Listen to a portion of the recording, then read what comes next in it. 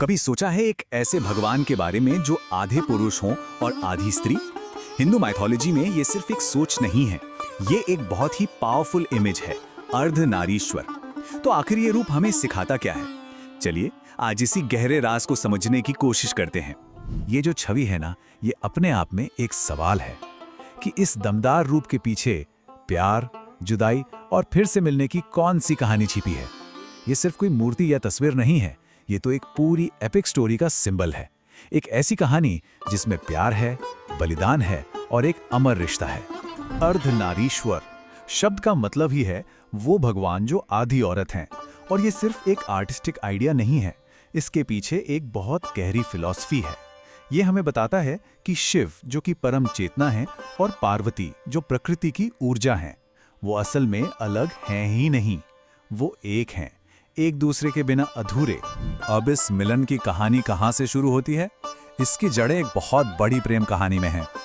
कहानी है एक तपस्वी देवता शिव और उनकी पहली पत्नी सती की।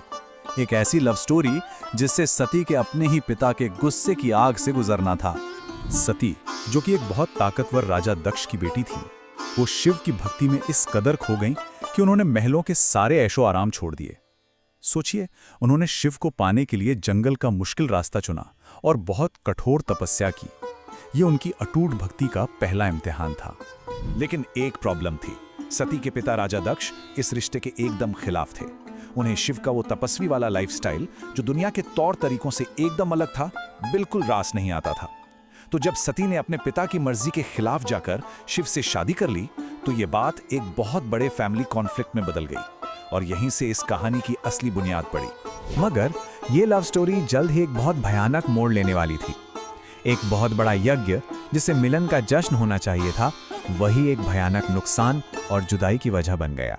तो हुआ ये कि राजा दक्ष ने एक बहुत बड़ा यज्ञ रखा। सब देवी देवताओं को बुलाया गया, पर यह कोई नॉर्मल फंक्शन नहीं था, ये एक सोची समझी चाल थी। उन्होंने जानबूझकर अपनी ही बेटी सती और दामाद शिव को इनवाइट नहीं किया। मकसद एकदम क्लियर था, सबके सामने शिव की बेइज्जती करना। शिव ने मना भी किया, पर सती फिर भी अपने पिता के घर चली गईं। शायद उन्हें लगा कि कुछ तो ठीक हो जाएगा, पर वहां उनका वेलकम नहीं हुआ, बल्कि उनकी बेइज्जती हुई।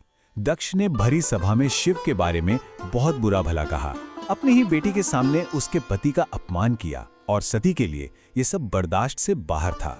अपने पिता की कड़वी बातों से दुखी होकर और अपने पति के सम्मान के लिए सती ने एक ऐसा कदम उठाया जिसकी किसी ने कल्पना नहीं की थी। उन्होंने उसी यज्ञ की आग में खुद को समर्पित कर दिया और अपने पिता से हमेशा के लिए सारे रिश्ते तोड़ लिए। ये प्यार और सेल्फ रिस्पेक्ट की एक बहुत ही दर्दनाक कहानी थी। और जब शिव तक अपनी प्यारी सती की मौत की खबर पहुंची, तो उनका दुख एक ऐसे गुस्से में बदल गया जिसने पूरे ब्रह्मांड को हिलाकर रख दिया। उन्होंने अपना विनाशकारी तांडव शुरू कर दिया और उस यज्ञ की जगह को पूरी तरह से तहस नहस कर दिया। चारों तरफ हाहाकार मच गया। लेकिन कहते हैं ना, हर विनाश के बाद ही सृजन होता है। तो ये कहानी का अंत नहीं था, बल्कि ये तो एक नए चैप्टर की शुरुआत थी। एक ऐसी कहानी जिसमें उम्मीद थी, पुनर्जन्म था और एक अमर प्रेम का फिर से मिलना था। सती का प्यार इतना सच्चा और गहरा था कि मौत भी उन्हें रोक नहीं पाई। उन्होंने पर्वतराज हिमालय की बेटी पार्वती के रूप में फिर से जन्म लिया और उनका मकसद अब भी वही था, अपने शिव को दोबारा पाना और अपनी अधूरी प्रेम कहानी को पूरा करना। इस बार पार्वती की तपस्या पहले से भी ज्यादा कठिन थी।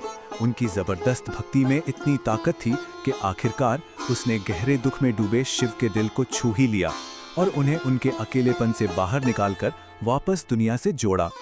और यहीं आकर ये पूरी कहानी अपने क्लाइमैक्स पर पहुंचती है। वो पल जब दो देवता हमेशा हमेशा के लिए एक हो जाते हैं। स्कंद पुराण में बताया गया है कि पार्वती ने शिव से ये इच्छा जताई कि वो हमेशा अंग अंग से, मतलब हर तरह से उनके साथ रहना चाहती हैं।